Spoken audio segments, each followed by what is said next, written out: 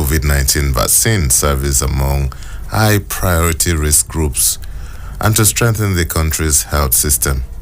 Speaking at the launch of the Canadian Global Initiative for Vaccine Equity Grants in Abuja, the High Commissioner of Canada to Nigeria, Jamie Christopher, said the grant is another example of Canada's historical institutional relationship with the World Health Organization to provide support to Nigeria. Project is another example of Canada's historical institutional relationship with the WHO to support Nigeria in the critical work for preventing disease and protecting those most at risk.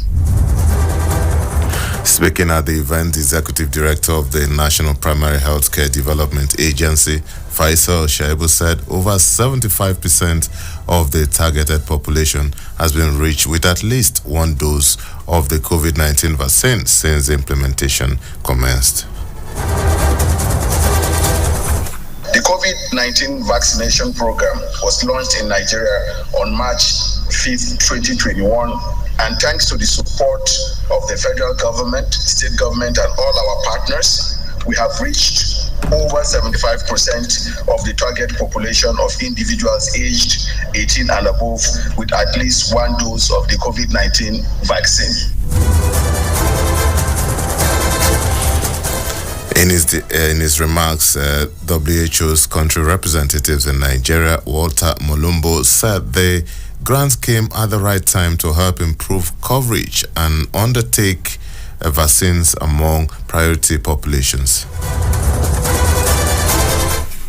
Will enable the WHO Nigeria country office to provide the required technical support to strengthen health system, specifically for data management and surveillance linked to the transforming African surveillance system flagship, the TAS initiative, and in the end, increase COVID-19 vaccine demand generation and uptake in an integrated mode with routine immunization and other primary care services. The World Health Food Program has called on Nigerian government to resolve the security challenge in the country to complement the efforts of stakeholders to ensure food production in the country.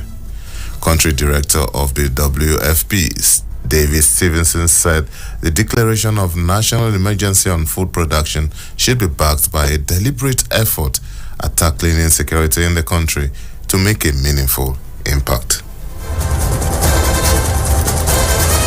Wind over the helicopter, you're looking at really productive land that's empty. There's no one on the land. It's not safe to be out there on the farms. And that's what we're hearing from government, from military. So part of the solution in the Northeast is peace and then production. Let us recommit to enhancing resilience, promoting inclusivity, fostering innovation in agriculture and food production. And for some politics now, the All Progressives Governors Forum has broken its silence on the exit of former national chairman of the All Progressives Congress, Senator Abdullahi Edemo, and the national secretary, Senator Yola Omishore, saying it was a voluntary action. Chairman of the forum and Governor of Imo State, Hope Uzodinma, stated this while addressing newsmen at the end of their closed-door meeting in Abuja on Wednesday night. Of the resignation of the national chairman of our party and the national secretary of the party. Those are voluntary actions that have been taken, and with due respect to our former national chairman and secretary, we commended the wisdom in what they have done, and they served us well in the party. We're happy with their services, and the party is united. There's no crisis in the party. They are happy. We also are happy. So we are in support of their actions, and we will continue to commend and respect and recognize the services they have rendered to our great party.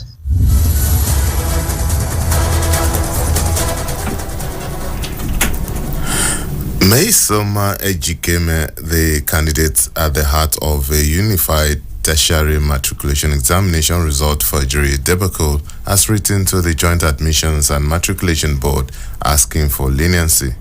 The 19-year-old on Wednesday read a letter of apology before the House of Representatives ad hoc committee on manipulation in Abuja. I've already admitted that what I did was wrong. Based on that, I hereby present to you all a letter of profound apology to JAMB. And it goes like and match regulation. There's a letter of profound apology. Permit me to use this medium to pen this letter of apology with a heavy heart. I humbly seek your forgiveness for the mistakes I've made and the pain I've caused. And by name H. Major Mesoma, the young girl who was not celebrated was appeared to be at exceptionality in his school. I deeply and sincerely admit that I ignorantly got my JAMB results from another portal. The JAMB registrar, Professor Ishaku Luide, said Mesoma manipulated our result aided by the center where she wrote the examination, adding that the center had been banned for aiding and abetting fraud. According to him, 8 centers in Anambra State are currently under investigation over the case.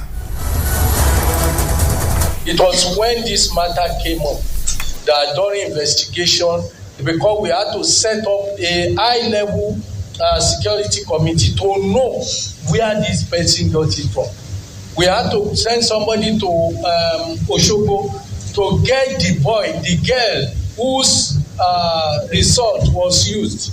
And we had to see, we are still probing because the newspaper is one of the most respected newspaper in Nigeria. You can't just bring the newspaper down like that. So we have to ask what went. And in the process, we discovered that she obtained this thing from that source. Not that we suspect, we know because the code on that newspaper, we have given it to you. You can take your own telephone, use it on that code, and you will see what it will bring out.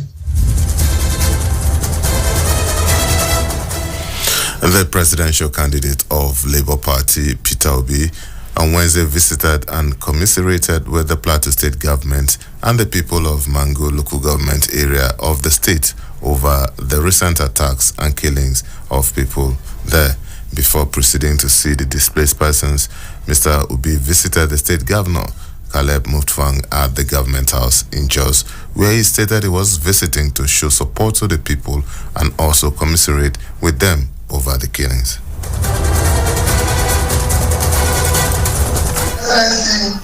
I chose today be my birthday to celebrate it in class. I sister to celebrate it with the people around me.